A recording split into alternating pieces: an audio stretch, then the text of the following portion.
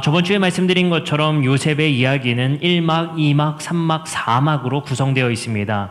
제1막은 가나안에 거주하는 야곱 가정에 대한 서론적 이야기였습니다. 그 첫 번째 에피소드로 노예로 팔린 요셉 이야기를 보았습니다. 그 요셉이 노예로 팔리기까지 야곱의 편애와 그리고 요셉의 경솔함, 그리고 야곱의 형제들의 거짓말과 속임수, 그리고 질투를 통해서 요셉이 애굽으로 노예로 팔려가는 이야기, 그리고 두 번째는 다말의 희생적 이야기를 통해 우리는 말씀을 또 들었습니다. 그리고 제2막에는 이집트의 통치권을 쥔 요셉의 등극 이야기를 들었습니다. 보디발의 집에서 요셉의 생활과 옥중의 해몽가로서 그리고 2인자 총리로서 요셉이 등극하는 이야기를 듣게 됩니다. 제3막으로서는 야곱의 가정의 화해의 이야기를 듣게 됩니다. 우리는 저번 주 야곱의 가정이 어떻게 화해되었는가 말씀을 들었습니다. 그 말씀은 야곱의 가정에 한 가지 중요한 신학적 결여가 있었습니다. 그것이 무엇이었죠?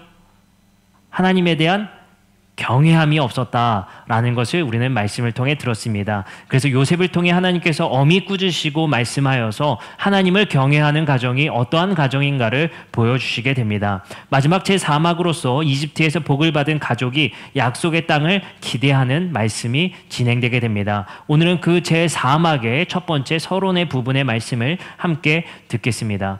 요셉의 이야기의 말씀을 제가 묵상하며 말씀을 준비하면서 한 가지 독특한 점을 발견했습니다. 그 독특한 점이 무엇이었냐면요, 아브라함과 이삭과 야곱의 그 3대 족장의 이야기와 요셉의 이야기와는 분명히 큰 차이점이 있더라는 것입니다. 그 큰 차이점을 제가 말씀을 묵상하면서 발견한 내용은 다음과 같았습니다.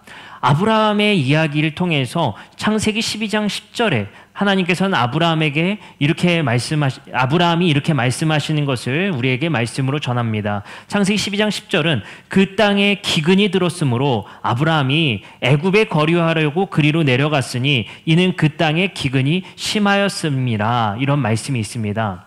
우리는 근데 이 이야기를 잘 알고 있습니다. 아브라함을 하나님께서 부르셨습니다. 내 고향과 아버지와 친척집을 떠나 내가 내게 지시할 땅으로 가라.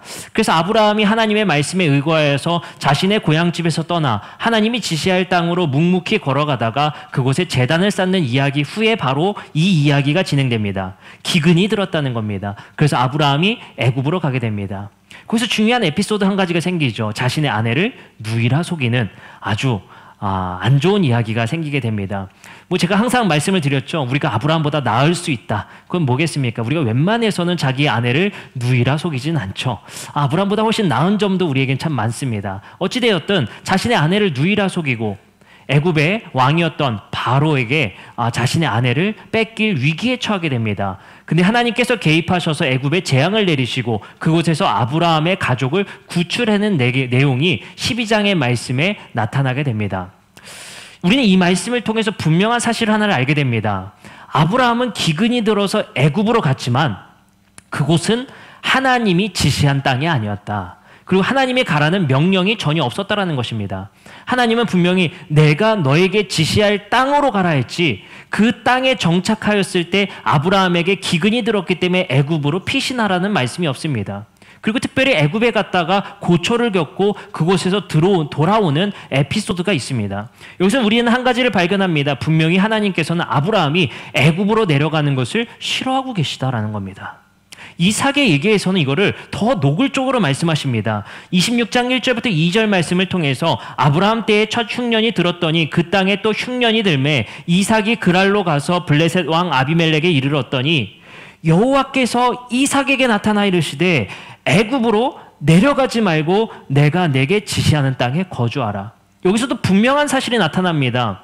여기서는 노골적으로 아브라함 이야기와는 다르게 이삭에게 나타나셔서 애굽으로 내려가지 말고 내가 너에게 지시하는 땅에 거주하라라고 말씀하고 계시다라는 사실입니다. 분명한 사실은 아브라함에게 나타나시진 않았지만 이삭에게는 나타나셔서 애굽으로 가지 말라라고 명령하신다라는 사실입니다. 여기서 우리는 중요한 사실을 발견하게 되죠. 공통분모가 생깁니다. 아브라함이나 이삭이나 하나님의 뜻은 애굽으로 가기를 원치 않으신다는 사실입니다. 근데 이상하게도 야곱과 요셉의 이야기에서 독특한 점을 발견하게 됩니다. 요셉의 이야기에서는 처음으로 기근으로 애굽으로 내려가 정착하는 이야기가 바로 야곱과 요셉의 이야기의 에피소드에 담기게 됩니다. 우리는 여기서 분명히 좀 독특한 점을 발견하게 되는 부분을 지적하지 않을 수가 없습니다. 야곱의 집에 기근이 들어서 요셉을 통해 그들을 구원하신다는 내용은 맞지만 하나님께서 그토록 원치 않는 애굽으로 가지 말라고 하는 재앙을 내려서 애굽에서 건져내실 정도로, 그리고 이삭에게는 나타나셔서 애굽으로 가지 말라고 말씀하실 정도로 애굽에 대해서 분명히 부정적으로 생각하신 하나님이 이제는 어쩔 수 없으셨나? 이 기근만큼은 막지 못하시는 일이었나? 하나님이 요셉과 야곱의 가정을 애굽으로 보내시는 이야기가 바로 45장의 말씀이 오늘 말씀이라는 겁니다. 우린 두 번째 특징의 독특성을 발견할 수 있습니다. 아브라함과 이삭, 야곱 모두 나그네의 삶을 살았다라는 공통점이 있습니다. 다시 말해 유목민의 삶을 살았다는 겁니다. 우리는 아브라함과 이삭과 야곱이 한 곳에 정착하지 않고 항상 돌아다니는 유목민적 삶을 살아가게 된다는 사실입니다. 근데 놀랍게도 야곱과 요셉 이야기는 애굽에 정착하는 이야기로 진행되게 됩니다. 따라서 우리는 아브라함과 이삭과 야곱의 이야기와는 바로 요셉 이야기로 진행되는 이제 애굽으로 가서 애굽에서 기근을 피해 애굽에 정착하는 이야기는 우리에게 지금까지 이야기와는 다른, 그리고 하나님의 일관성과는 조금 다른 모습을 보게 됩니다. 어쩌면 요셉 이야기에서 결국 하나님은 애굽으로 가기를 원치 않으시는 그 고집을 꺾으신 거 아닌가라는 생각이 들 정도로 독특하다라는 것입니다. 오늘 본문에서 분명 하나님께서는 이렇게 말씀하십니다. 8절의 말씀입니다. 7절과 8절입니다. 하나님이 큰 구원으로 당신들의 생명을 보존하고 당신들의 후손을 세상에 두시려고 나를 당신들보다 먼저 보내셨나이다. 그런즉 나를 이리로 보낸 이는 당신들이 아니요 하나님이시니라. 요셉의 고백에서는 분명히 말하고 있습니다. 하나님이 우리를 애굽으로 보내셨다. 이거는 하나님의 일관성이 어긋나는 것 아니겠습니까? 아브라함과 이삭 이야기에서는 분명히 애굽에 대해서 그토록 부정적이시더니 이번에는 요셉을 통해서 아브라함과 이삭의 그 자녀들을, 그 조상의 자녀들을 하나님께서는 지금 애굽으로 보내시고 계시다라는 사실을 우리에게 말씀하고 계시다는 겁니다. 그렇다면 하나님은 어떠한 의도로 요셉 이야기를 통해서 이 야곱의 가족들을 그토록 부정적이었던 애굽에 보내셨는가라는 사실을 우리는 발견해야 되는 것입니다. 첫 번째는 이런 사실입니다. 하나님께서는 분명히 요셉을 통해서 야곱의 가정을 보내시는데 오늘 요셉을 통해서 이렇게 말씀하시더라는 겁니다. 5절입니다. 당신들이 나를 이곳에 팔았다고 해서 근심하지 마소서, 한탄하지 마소서. 하나님이 생명을 구원하시려고 나를 당신들보다 먼저 보내셨습니다. 그 이야기는 뭐겠습니까? 하나님이 아브라함에게 약속하셨던 너를 통해 큰 민족 이루겠다는 그 약속, 기근 때문에 위험해질 수 있으니 내가 너희들을 보호하기 위해 애굽으로 너희를 보냈다라는 이야기인 것입니다. 물론 하나님께서는 자신의 약속을 지키기 위해서 자신의 가족을 자신의 민족의 씨앗이었던 아브라함의 가족을 보호하시기 위해 이런 일을 하셨다라고 볼 수 있겠지만 우리는 아직도 의문이 풀리지 않습니다. 하나님은 그토록 부정적이셨던 애굽에 꼭 보내셨어야 되는 것인가? 라는 의문인 것입니다. 우리는 그러나 오늘 말씀을 통해서 한 가지 중요한 발견점을 또 한 가지 갖게 됩니다. 이 이야기가 진행되면서 아이러니한 사실 한 가지가 발견됩니다. 50장 5절부터 8절입니다. 야곱은 자신의 아들이었던 요셉에게 이렇게 말합니다. 내가 죽게 되거든 꼭 나를 애굽에 정착시키지 말고, 다시 말해 애굽에 장례하지 말고 나의 부모인 아브라함과 이삭의 묘실인 무덤인 그곳으로 나를 장례를 치러달라. 다시 말해 막벨라 굴이었던 그 장소에 나를 묻어달라고 부탁을 합니다. 분명히 야곱도 이 애굽에 묻히는 것을 원치 않고 있다는 사실입니다. 50장 5절부터 8절의 말씀에 이렇게 써 있습니다. 우리 아버지가 나로 맹세하게 하여 이르되 내가 죽거든 가나안 땅에 내가 파놓은 묘실에 나를 장사하라 하였나니 나로 올라가서 내 아버지를 장사하게 하소서. 내가 다시 오리이다 하라 하였더니 바로가 이르되 그가 내게 시킨 명령대 맹세대로 올라가서 내 아버지를 장사하라. 요셉이 자기 아버지를 장사하러 올라가니 바로의 모든 신하와 바로의 궁의 원로들과 애굽 땅의 모든 원로 요셉의 온 집과 그의 형제들과 그 아버지의 집이 그와 함께 올라가고 그들의 어린 아들과 양떼와 소떼와 고센 땅에 남겼으며 라는 말씀입니다. 요셉은 그 아버지와의 약속을 지키기 위해서, 아버지를 장례하기 위해서 자신의 왕이었던 파라오에게 허락을 받고 그의 아버지의 시신을 둘러매고 바로 막벨라 굴로 향하게 됩니다. 자신의 고향 땅 가나안이죠. 근데 여기서 우리는 한 가지 아이러니한 사실을 발견합니다. 어린 아이들과 양떼와 소떼만 고센 땅에 남기고 출발합니다. 왜 그랬을까요? 아무래도 오래 걸리기 때문에 그랬겠죠. 라는 생각을 가질 수 있지만 바로 어린아이들과 양떼와 소떼는 고센 땅, 애굽 땅에 남긴 이유는 파라오, 자신의 주인이었던 왕에게 안심시키고자 하는 것입니다. 분명히 바로는 이스라엘 백성이었던 요셉의 가정을 가나안 땅으로 모두가 이주할까 봐 걱정하고 있었습니다. 왜일까요? 우리의 노동력이기 때문에. 그들이 한 번에 탈출해 나갈까 봐 걱정되었습니다. 오늘 말씀 속에서도 분명히 요셉이 자신의 아버지를 장례하는 것뿐인데도 파라오의 눈치를 보고 있다는 사실을 발견할 수 있습니다. 다시 말해서 양떼와 소떼와 어린아이들을 남김을 통해서 우리가 절대로 당신을 배반하지 않는다라는 사실을 주지시킨 후에 장례하러 출발하는 사실을 볼 수가 있습니다. 즉 우리는 오늘 본문을 통해서 점점 이스라엘 백성들은 자유를 잃어가고 있다는 사실을 발견하게 됩니다.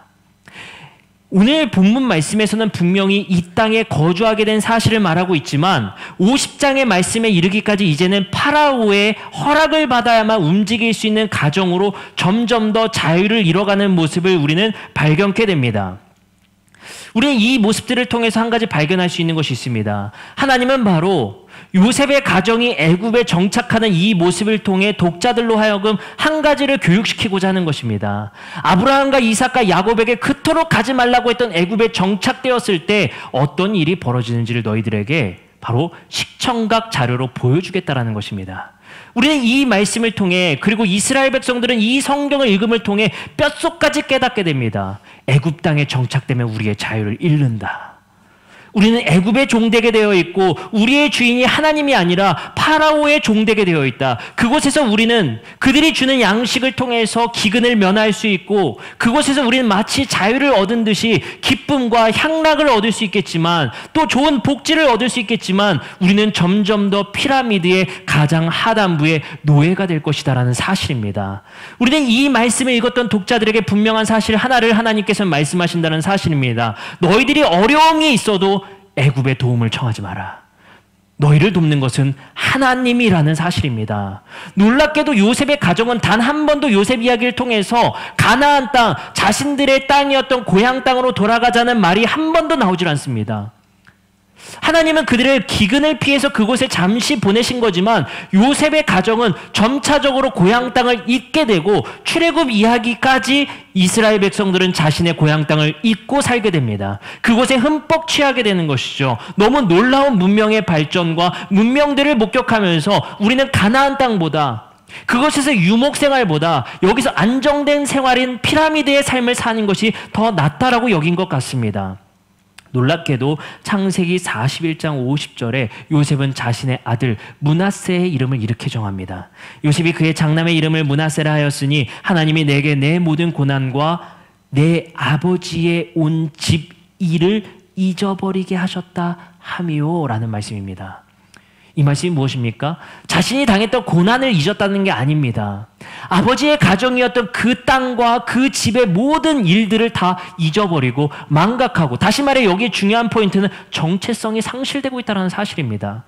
근데 놀랍게도 요셉의 이야기를 쭉 읽어보면 독특한 특징 하나, 요셉은 이집트식으로 수염을 깎게 됩니다. 그것이 41장 14절에 나옵니다. 그리고 요셉은 이집트식으로 이름을 개명합니다. 그 이름이 사분아빠 네아라는 이름으로 이집트식으로 이름을 개명해버립니다. 그리고 요셉은 이집트 의복으로 41장 42절에 갈아입는 모습이 나오게 됩니다. 그리고 41장 42절에는 요셉이 금과 은으로 치장하는 모습이 나옵니다. 41장 43절은 파라오가 타는 전차를 타는 모습이 나오게 됩니다. 42장 15절에는 이집트의 왕의 이름으로 맹세하는 요셉의 모습이 나옵니다. 41장 45절에는 이집트 대제사장의 딸과 결혼하는 모습이 나옵니다. 그리고 50장 2절에는 자기 아버지의 시체를 미라로 보존하게 됩니다. 50장 22절에는 본인도 미라가 되고 맙니다. 요셉은 점차적으로 땅에 묻어 장사하는 그 정체성도 잃어버리고 자신의 가정과 하나님의 나라를 가르쳤던 하나님이 왕 되시는 그 나라의 삶의 그 고유한 정체성을 점점점 망각하고 있다는 겁니다. 어쩌면 요셉과 형제들은 기근에서 풍요가 무엇인지, 돈으로 양식을 사는 것이 무엇인지를, 그리고 일하지 않아도 먹는 것이 무엇인지를, 그 안락함이 무엇인지를 배웠지만 점차 자유를 잃어가고 있다는 사실을 잘 알지 못한다는 겁니다. 아마도 하나님은 요셉 이야기를 통해 아까 말씀드린 것처럼 한 가지 시청각 자료를 통해 이 이야기를 통해 분명한 사실을 우리에게 깨닫게 하십니다. 즉 애굽에 정착하는 결과가 무엇인지를 말씀하고 계시는 것입니다. 우리는 우리의 삶 속에서 그 풍요가 자유를 줄 것처럼 생각합니다. 우리는 우리의 삶 속에서 돈이 우리에게 자유를 줄 것처럼 생각합니다. 우리는 우리의 세상의 가치는 우리가 성공하면 우리에게 마치 자유를 줄 것처럼 우리에게 속삭입니다. 하나님은 우리에게 말씀하십니다. 요셉과 그 야곱의 형제들이 그것을 따라 애굽에 정착하였을 때 자유를 얻는 것이 아니라 자유를 잃는다는 것입니다. 오늘 본문의 당당한 모습과는 전혀 다르죠. 45장 8절의 말씀에 요셉은 당당히 이렇게 말합니다. 그런즉 나를 이리로 보내신 이는 당신이 아니요 하나님이시라. 하나님이 나를 바로에게 아버지로 삼으시고 그 온 집의 주로 삼으셨으며 애굽 온 땅의 통치자로 삼으셨나이다. 물론 요셉은 통치권을 가졌고 권력을 잡았습니다. 심지어 이렇게 말합니다. 바로에게 아버지로 삼고 온 집의 주로 삼았으며 애굽 온 땅의 통치자로 삼은 자가 자신의 아버지 야곱을 장례하기 위해 그렇게 눈치를 봅니까? 요셉도 알아가고 있다는 사실입니다. 자신이 이렇게 자신감이 있었던 고백과 다르게 자신이 점점 더 자유를 잃어가고 있다는 사실입니다.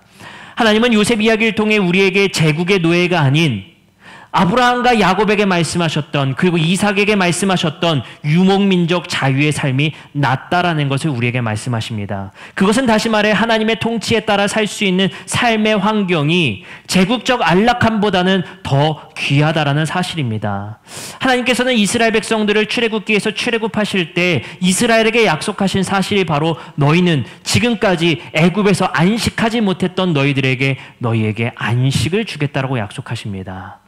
이스라엘 백성들은 그곳에서 쉬지 못하는 노예의 삶을 살고 안식함 없이 살아가는 것이 마치 자유인 줄 알고 살았습니다. 심지어 이스라엘 백성들은 얼마나 뼛속 깊이 노예가 되었는지, 자신의 자유를 잃었다는 것이 귀한지도 모르는 이스라엘 백성들은 하나님이 그들을 출애굽시켰지만 우리가 차라리 애굽에서 가마솥에서 고기 구워 먹었을 때가 더 좋다라는 식으로 자유보다는 노예의 삶을 그리워하게 됩니다. 우리의 삶도 마찬가지인 것 같습니다. 우리가 풍요 속에서 우리의 자유를 뺏겨감에도 불구하고 우리는 풍요만을 쫓고, 우리는 우리의 자유를 잃어감에도 불구하고 성공만을 쫓는 삶을 우리는 살아가게 됩니다. 그렇다면 하나님께서 우리에게 말씀하시는 아브라함과 이삭과 야곱의 이야기에서 하나님께서 말씀하셨던 것처럼 애굽의 제국의 삶이 아니라 어떻게 우리는 하나님께서 지시하는 땅에 거주하며 유목민족 삶을 살아갈 수 있는가에 대한 생각을 해보게 됩니다. 우리는 지금 이 시대에서 어떻게 그런 삶을 살아갈 수 있을까요? 그것은 바로 예수의 삶을 통해서 발견케 되게 됩니다. 예수는 자신의 삶 속에서 정착하는 제국의 삶을 거절하고 유목민족 삶이 어떤 삶인지를 우리에게 모범으로서 보여주십니다. 그 첫 번째 특징이 그렇습니다. 예수님은 최소주의의 삶을 사십니다. 그것은 마태복음 10장 10절의 말씀을 통해서 여행을 위하여 배낭이나 두벌 옷이나 신이나 지팡이를 가지지 말라. 이는 일꾼이 자기의 먹을 것을 받는 것이 마땅함이라 말씀하십니다. 예수님은 자신의 삶 속에서 베개조차 없다라는 말씀, 그리고 마실 물그릇조차 없다라는 말씀을 하십니다. 다시 말해서 예수님은 자신의 삶에서 최소주의적 삶을 살아가십니다. 두 번째 특징은 마태복음 6장 19절의 말씀에 나옵니다. 너희를 위하여 보물을 땅에 쌓아두지 말라. 거기는 좀과 동록이 해하며 도둑이 구멍을 뚫고 도둑질하니라. 예수님께서는 이 땅에 재물을 쌓지 말라 말씀하십니다. 마지막으로 예수님께서는 일용할 양식의 삶을 살기를 우리에게 말씀하십니다. 그것은 마태복음 6장 11절 말씀을 통해서 오늘날 우리에게 일용할 양식을 주옵시고라는 말씀을 통해서 하루의 양식을 귀하게 여기는 삶을 살아가라고 말씀하십니다. 이러한 예수 그리스도의 가르침은 분명히 제국적 정착을 하여서 피라미드의 삶을 사는 것이 아니라 하나님께서 우리에게 약속하시고 우리에게 원하시는 삶, 바로 유목민족 나그네의 삶을 살라고 말씀하시는 겁니다. 그리고 이러한 삶의 양식은 제자들이 쫓아 살게 되고, 그리고 바울이 그 나그네의 삶을 살아가게 됩니다. 이러한 유목민적 삶의 특징은 바로 중요한 사실 하나를 우리에게 알게 합니다. 바로 제국의 삶에 묶여있는 사람들이 하지 못하는 불의의 정의를 외칠 수 있는 자유를 우리에게 선사한다는 사실입니다.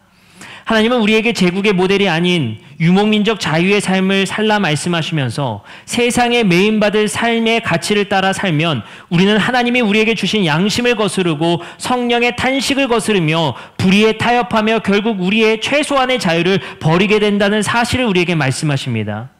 우리에게 하나님께서 자유의 유목민적 삶을 살라고 말씀하시는 것은 그 어떤 제국적 질서 때문에 우리가 불의에 타협해서는 안 된다는 사실입니다. 우린 이 세상의 권력 때문에, 이 세상의 풍요 때문에 하나님께서 우리에게 주시는 양심을 버려서는 안 됩니다. 아마도 이스라엘의 출애굽은 애굽으로 돌아가자는 것은 자유의 소중함보다는 애굽의 질서 속에서 자신의 자유를 버리는 삶을 택하는 이스라엘 백성들의 모습을 우리는 보게 됩니다. 파라오 앞에서 어쩔 수 없는 거짓말, 파라오 앞에서 그 제국의 질서의 권력 앞에 세우는 어쩔 수 없는 양심을 거스르는 행위, 그리고 파라오 앞의 권력 앞에서 그들이 할 수밖에 없었던 불의와 타협하는 삶. 그러나 하나님께서는 우리에게 말씀하십니다. 애굽의 권력 앞에 자유를 잇는 삶이 아니라 너희들의 양심을 깨우는 삶을 살라 요청하십니다. 여러분들, 우리의 양심을 버리는 삶을 살지 않았으면 좋겠습니다. 하나님이 우리에게 주시는 마음의 양심이 권력 때문에 버리지 않았으면 좋겠습니다. 하나님이 우리에게 주시는 성령의 탄식의 정의에 대한 부르짖음이 이 세상의 권력 때문에 타협하지 않았으면 좋겠습니다. 우리는 하나님께서 주시는 성령의 탄식의 양심의 정의로움을 살리며 살아갈 수 있는 우리들이 되었으면 좋겠습니다. 여러분들, 요셉의 가정은 점점 더 애굽에서 자유를 잃어가는 모습을 우리는 보이게 됩니다. 우리도 마찬가지입니다. 지금의 제국의 질서의 삶 속에 우리도 모르게 하나님의 뜻에 살기보다는 제국의 통치 앞에 무릎 꿇으며 살아가는 우리의 모습을 발견케 되고, 그것에 우리의 양심을 속이고 있으며, 그리고 불의한 것에 정의를 외치지 못하는 우리의 모습을 발견케 됩니다. 하나님은 우리에게 말씀하십니다. 풍요보다는 정의를 외치며 살아갈 수 있도록 삶을 살아가라는 것입니다. 여러분들, 오늘 말씀을 통해 우리가 다시 한번 우리가 마음에 되새겼으면 좋겠습니다. 애굽의 기근 때문에 애굽에 도움을 청할 것이 아니라 하나님께 도움을 청하는 삶을 살았으면 좋겠습니다. 저수지의 삶의 풍요를 쫓기보다는 이른 비와 늦은 비를 주시는 그 자유의 은혜의 삶 속에 살아가셨으면 좋겠습니다. 예수께서 우리에게 말씀하시는 재물을 쌓기 위해 상대적 박탈감을 삼으며 남에게 노예되며 종되는 삶이 아니라 일용할 양식의 자유를 찾는 우리 성도님들 모두가 되셨으면 좋겠습니다. 오늘 이 시간에 우리가 함께 찬양하고 기도하는 시간 갖도록 하겠습니다. 하나님께서 우리가 요셉의 이야기를 통해서 애굽에 정착하는 삶이 우리에게 어떠한 삶의 결과를 보여주는지를 우리에게 보여주셨습니다. 하나님, 우리도 모르게 어쩔 수 없음에 타협하고 이 교회가 어쩔 수 없는 그 불의에 타협하지 않았으면 좋겠습니다. 그러하기 위해서 권력에 손잡는 것이 아니라 재물에 타협하는 것이 아니라 주님, 우리 교회가 예수님께서 우리에게 살라 말씀하셨던 것처럼 최소주의의 삶을 살게 하시고 일용할 양식에 만족할 수 있는 삶을 살게 하여 주시고, 또 우리에게 하나님께서 주시는 풍요 속에 살아갈 수 있는 삶을 살게 하여 주시옵소서. 우리가 제국의 권력에 타협할 것이 아니라 이른 비와 늦은 비를 주시는 하나님의 은혜 속에 살게 하여 주시옵소서. 기근 속에 애굽을 찾아 그 도움을 청하는 것이 아니라 하나님의 도움을 구할 수 있는 우리 성도 모두가 되게 하여 주시옵소서. 이 시간 우리 함께 세상 흔들리고 사람들은 변하여도 우리는 주님을 섬기겠다라는 고백 속에 함께 찬양하시고 기도하시겠습니다.